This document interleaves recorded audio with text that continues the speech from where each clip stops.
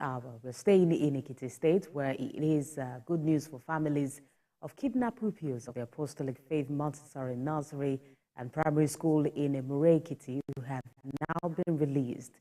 The children and their teachers were released in the early hours of today. The driver of the school bus was, however, killed while in custody of the kidnappers.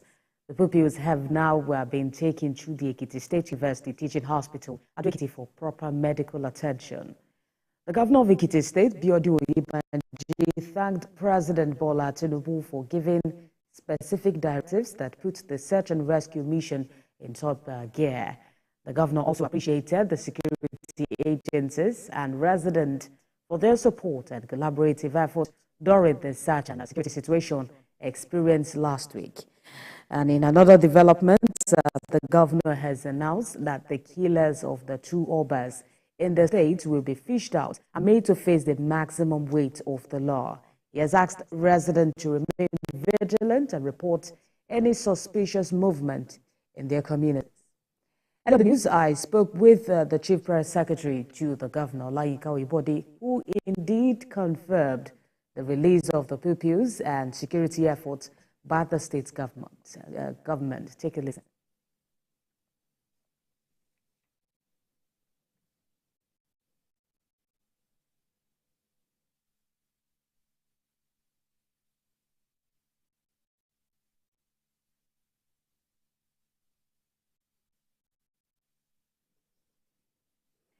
We'll bring you that in a few minutes. While still in IKITI State, members of the non-academic staff of the University of IKITI State University have protested the non-payment of 3 months outstanding salaries. The workers who blocked the entrance to the office of the Vice Chancellor during the week claimed that the school management refused to pay their salaries, thereby making workers languish in poverty.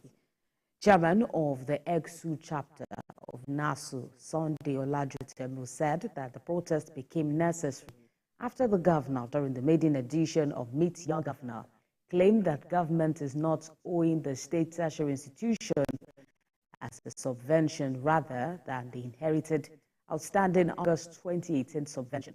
The protesters said that the school management claimed that the government is still subscribing to them, which caused a delay in salaries of the workers. Meanwhile, the Deputy Vice Chancellor of Academics, Professor Joseph Babatola, said that the school management was working to ensure that the welfare of the workers was addressed.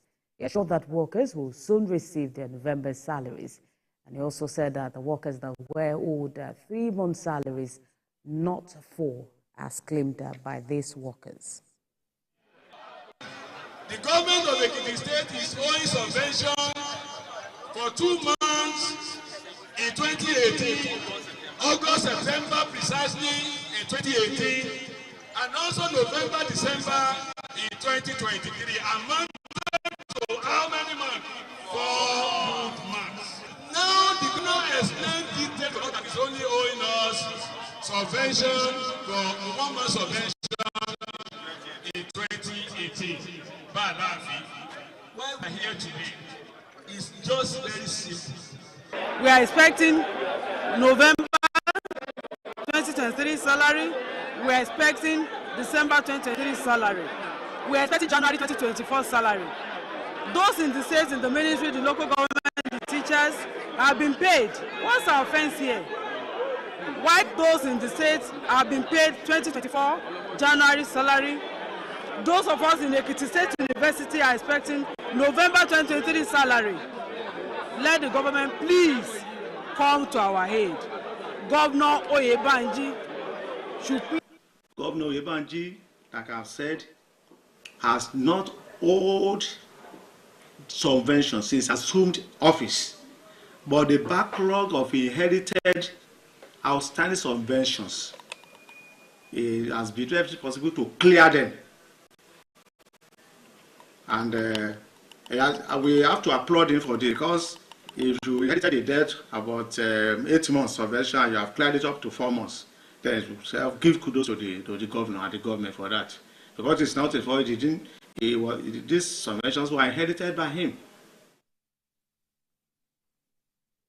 All right, very quickly, let's listen to my conversation with the Chief Press Secretary to the Governor of IKITI State, that's Olayinka Oyibode, earlier about the release of the copies of the Apostolic Faith Montessori Nursery and Primary School in Benue State.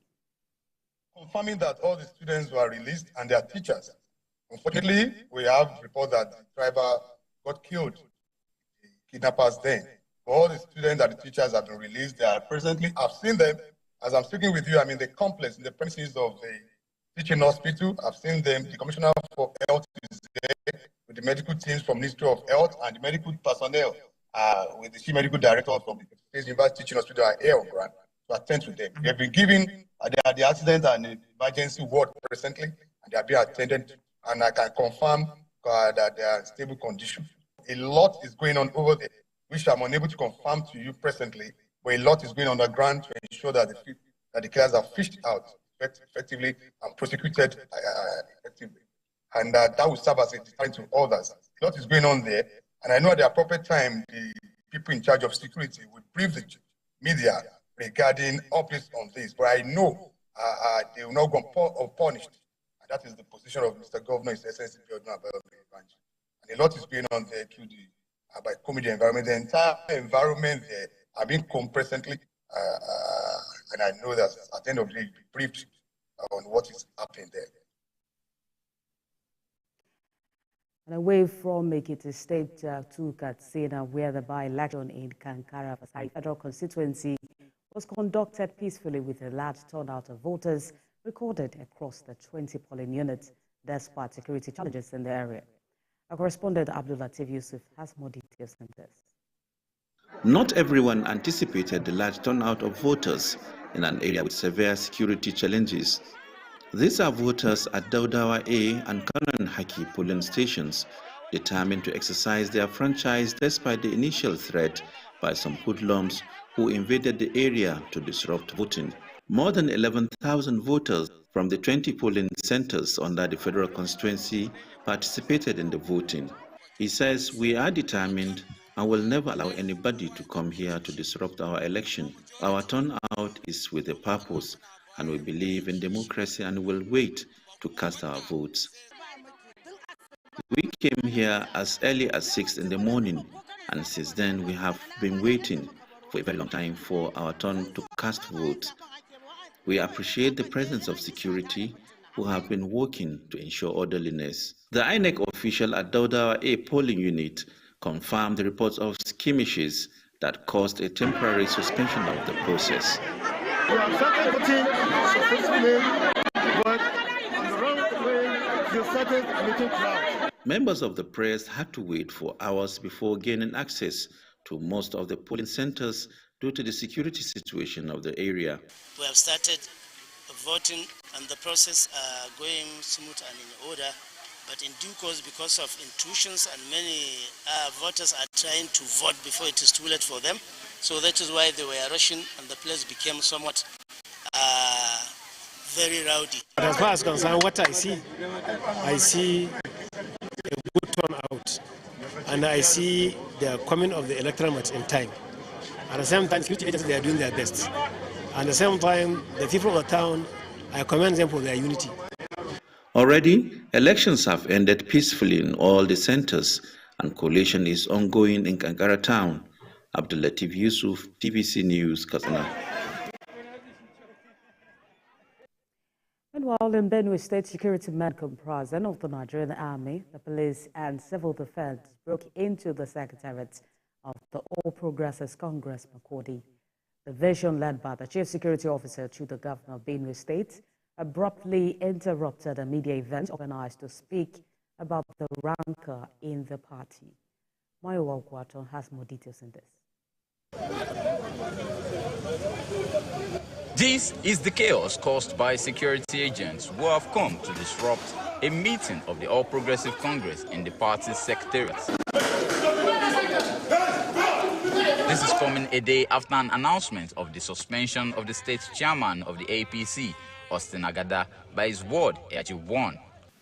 We, the underlisted ward ESCO and disciplinary committee members of APC, Hajo Ward Wine of Ogbadebo local government area have sat Comrade Austin Agada to stop parading himself as a member of the party in the ward and also as the Benue State party chairman. A suspension which the State Executive Council of the party has described as a conscripted arrangement by men appointed by Governor of Benue State, Isent Halia. Just imagine how laughable it is. Out of 27 ESCO, say 8 people signed document that I'm removed from my ward. And I've proven to you that that's not even the ward chairman. So it means that those people are faceless. That's not the ESCOs of my ward. This meeting that was ongoing before it was abruptly interrupted is a solidarity visit by the AIG Ward 1 Executive Council. They are here as an affirmation of their position as the legitimate ESCO of AIG Ward 1. The Chief Security Officer to the Governor and the Commissioner for Water Resources, Ugodo, and the SSA or youths, breaking into the state secretariat of our party called Tinubu House, armed with police and army. You all saw it. As much as we appreciate the NWC of our great party that have quickly condemned what they did and restored me, if at all I was suspended in the first instance, that I remain the bona fide chairman of our great party.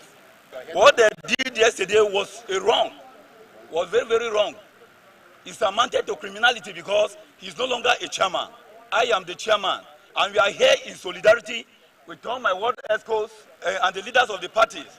What was done was a pure charade. And you can see for yourself, if what they did was valid, why was this gathering disrupted? Some stakeholders of the APC described the use of security agents to intimidate and blackmail party faithful as an embarrassment and a threat to democracy. Mayowa Okunatso, TVC News, Makodi. Still on political matters, the national chairman of the Labour Party, Julius Abure, says allegations of compromise for a weak candidate in the Edo State governorship election are frivolous. He also denies having an interest in the race to Shadede House ahead of the governorship election in September. TVC's Joke Adisa has more details of this. Nigeria's opposition political party, Labour Party, LP, is still in crisis arising from the fallout of the 2023 general election.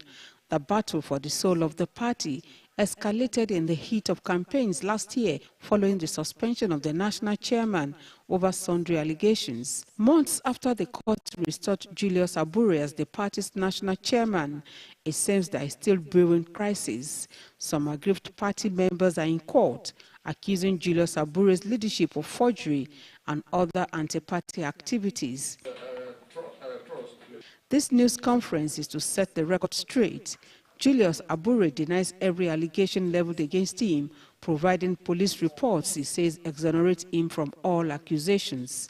The forensic audit report carried out on our specimen, the investigation police reports, the legal advice was clear that his signature was not forged.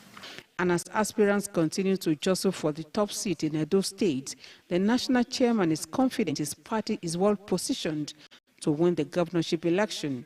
He says LP is not in alliance with the ruling party in the state to subvert Labour Party's chances at the polls. Edo Guba primaries for Labour Party will be transparent, will be competitive. Members of the party will determine who becomes the Guba candidate of the party. We cannot compromise the integrity of the party. He also denies having an interest in the governorship race. I'm not running, I'm not interested. I will conduct or get people to conduct free, fair, and credible primaries in Edo that will give us the best of the best to fly the flag of the party. Labour Party blames the ruling All Progressives Congress and the People's Democratic Party for the current state of the nation and advises the Bola Tinubu administration to fulfill its campaign promises in the interest of the masses. Jokeyatsa, TVC News, Abuja. For us to watch the news on TVC News.